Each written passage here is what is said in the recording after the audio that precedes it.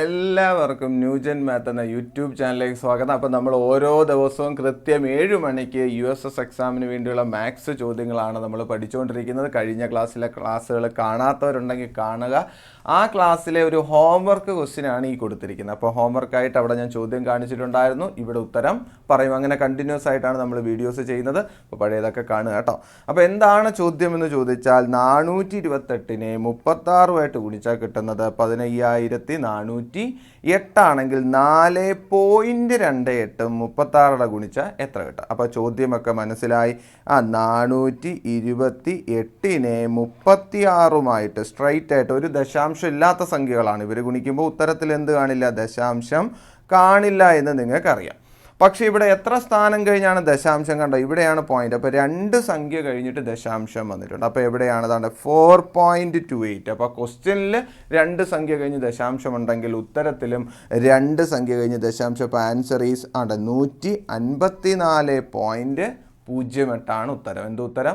154.08 ഈ ക്വസ്റ്റ്യൻ്റെ ആൻസറായിട്ട് വരുന്നത്. അപ്പോൾ കൃത്യമായിട്ട് ഇതൊക്കെ പഠിക്കുക. ദശാംശം ഗുണിക്കുന്നത് കേട്ടല്ലോ. മൊബൈൽ എടുത്ത് വെച്ച് ജസ്റ്റ് കാൽക്കുലേഷൻ ചെയ്യുക, നിങ്ങളും ചെയ്യുക. അങ്ങനെ കറക്റ്റായിട്ട് പഠിക്കട്ടെ. അങ്ങനെയൊക്കെ മൊബൈൽ യൂസ് ചെയ്യാനായിട്ട് പഠിക്കട്ടോ. എപ്പോഴും വീഡിയോ കാണുക എന്ന് മാത്രമല്ല, അതിൻ്റെ കൂടെ തന്നെ കാൽക്കുലേഷനും കൂടെ നിങ്ങളും കൂടെ പഠിക്കണം. അതിനകത്തും കാൽക്കുലേറ്റർ ഉണ്ട്. അപ്പോൾ അങ്ങനെ നല്ല കാര്യങ്ങളും കൂടെ ചെയ്യാൻ ശ്രമിക്കുക. ഓക്കെയാണ്. അപ്പോൾ അടുത്ത ചോദ്യത്തിലേക്ക് പോകാം നമുക്ക്. ഇന്നത്തെ മറ്റൊരു ക്വസ്റ്റ്യൻ കണ്ടോ, പരീക്ഷയ്ക്ക് ചോദിച്ച ചോദ്യമാണ്. എങ്ങനെയാണ് കിടക്കുന്നത് നോക്ക്. സംഖ്യ ക്വസ്റ്റ്യൻ കണ്ടില്ലെങ്കിൽ ഒന്ന് പറയാം ഞാൻ. എന്താണ് ചോദ്യം?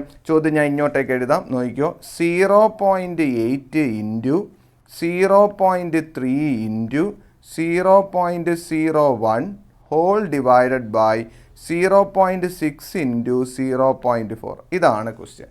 ഈ കൊടുത്തിരിക്കുന്ന കാൽക്കുലേഷൻ്റെ ആൻസർ എവിടെ നിന്നും കണ്ടെത്തണം? ഈ ഓപ്ഷനിൽ നിന്ന് കണ്ടെത്തണം. അതാണ് നമ്മുടെ ചോദ്യം. അപ്പോൾ ഇവിടെ ഡെസിമൽ സംഖ്യയാണ് വന്നേക്കുന്നത്. അപ്പോൾ നിങ്ങൾ കുറേ കാര്യങ്ങളൊക്കെ അറിയണം. ഡെസിമൽ ഗുണിക്കുമ്പോൾ കിട്ടുന്ന ഉത്തരങ്ങളൊക്കെ മനസ്സിലുണ്ടെങ്കിൽ മാത്രമേ ഇത് ചെയ്യാനായിട്ട് പറ്റൂ. അങ്ങനെയാണെങ്കിൽ എളുപ്പത്തിൽ ചെയ്യാം. അപ്പോൾ ആദ്യം തന്നെ എൻ്റെ ചോദ്യം 0.4 ഇൻറ്റു 2 എന്തു ആൻസർ? ആലോചിച്ച് നോക്കിയേ. 0.4 ഇൻറ്റു 2 എത്ര? നിങ്ങൾക്കറിയാം 4ഉം 2ഉം കൂടെ ഗുണിച്ചാൽ 8 കിട്ടുമെന്നറിയാം. 4ഉം 2ഉം കൂടെ ഗുണിച്ചാൽ 8 കിട്ടും. ഇത് 0.4 അപ്പോൾ ഉത്തരത്തിൽ എന്ത് വരും? ഉത്തരത്തിൽ എന്ത് കൊടുക്കണം? പോയിന്റ് കിട്ടണം. അപ്പോൾ ആൻസർ എന്തോ 0.8. അപ്പോൾ നിങ്ങളുടെ ക്വസ്റ്റ്യനിലേക്ക് വന്നേ.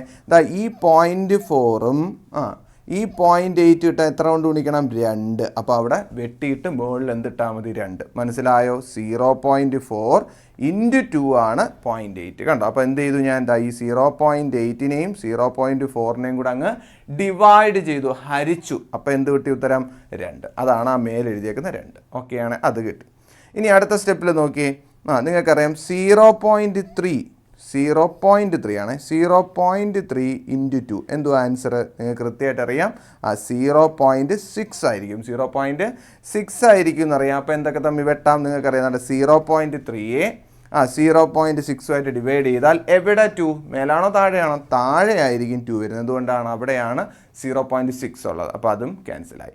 അപ്പോൾ ഈ ക്വസ്റ്റ്യൻ്റെ ബാക്കി എന്തൊക്കെ വരും? ബാക്കി എന്തൊക്കെയുണ്ട്? അപ്പം വെട്ടിക്കളഞ്ഞൊക്കെ നിങ്ങൾക്ക് പിടികിട്ടിയെന്ന് വിശ്വസിക്കുന്നു. അങ്ങനെയാണെങ്കിൽ ബാക്കി എന്തുണ്ടെന്ന് നോക്കി. ബാക്കി എന്തൊക്കെയുണ്ട്? 2 ഇൻറ്റു 0.01 അത് മുകളിലുണ്ട് അല്ലേ? വേറൊന്നുമില്ലല്ലോ. ദ ഹോൾ ഡിവൈഡഡ് ബൈ ഒരു 2ഉം കൂടെ ഉണ്ട്.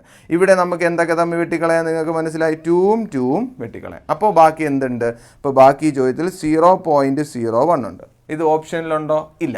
അപ്പോൾ 0.01 നമുക്ക് എങ്ങനെ എഴുതാം? നിങ്ങൾക്കറിയാം 0.01 എന്ന് പറയുന്നത് 1 ആരാണ്? 100 ആണ് അല്ലേ? 1നെ 100 കൊണ്ട് ഹരിക്കുമ്പോഴാണ് പോയിന്റ് ഇവിടെ നിന്നും ഇങ്ങോട്ടേക്ക് വരുന്നത്. കണ്ടല്ലോ. അപ്പോൾ 1 എന്ന് പറഞ്ഞ സംഖ്യയാണ്. അപ്പോൾ അതാ 1 ഉണ്ട്. ഇവിടെ ഡിവൈഡഡ് ബൈ 100 ആയപ്പോൾ 2 സ്ഥാനം കഴിഞ്ഞിട്ട് എന്ത് ചെയ്യണം? പോയിന്റ് കൊടുക്കണം. അപ്പോൾ ഉത്തരം 0.01. അപ്പോൾ ആൻസർ എത്രയാണ്? 1/100 ആണ് ഈ ക്വസ്റ്റ്യൻ്റെ ആൻസർ, അല്ലെങ്കിൽ ഓപ്ഷൻ എ ആണ് ഈ ചോദ്യത്തിൻ്റെ ആൻസർ. അപ്പോൾ ഇത്രയേ ഉള്ളൂ. ഇത് കൃത്യമായിട്ട് പഠിച്ച് വെച്ചിരിക്കുക. അങ്ങനെയാണെങ്കിൽ നിങ്ങൾക്ക് ഇന്ന് ചെയ്തു നോക്കാൻ ഒരു ഹോംവർക്ക് ക്വസ്റ്റ്യൻ ഞാൻ ഇവിടെ കൊടുത്തിരിക്കുന്നു. ചോദ്യം എന്താണ്? The length of A side of A square. ഒരു സമചതുരത്തിൻ്റെ വശത്തിൻ്റെ നീളം എന്ന് പറയുന്നത് കണ്ടെത്തണം. What is the length of the side of A square എന്ന് ചോദിച്ചാൽ സ്ക്വയറിൻ്റെ സൈഡ് വശത്തിൻ്റെ നീളം കണ്ടുപിടിക്കണം. ആ സ്ക്വയറിൻ്റെ പെരിമീറ്റർ അല്ലെങ്കിൽ ചുറ്റളവ് എത്രയാണ്? 20.5. അപ്പോൾ 20.5 പെരിമീറ്റർ ഉള്ള സ്ക്വയറിൻ്റെ വശം കണ്ടുപിടിക്കാനാണ് ഹോംവർക്ക് ക്വസ്റ്റ്യൻ. അപ്പോൾ ഇതിൻ്റെ ഉത്തരം നിങ്ങൾ കണ്ടുപിടിക്കണം, കമൻറ്റ് സെക്ഷനിൽ പറയുക. നാളത്തെ ക്ലാസ്സിൽ ഇതിൻ്റെ ഉത്തരം ഞാൻ പറയുന്നതാണ്. Okay, thank you.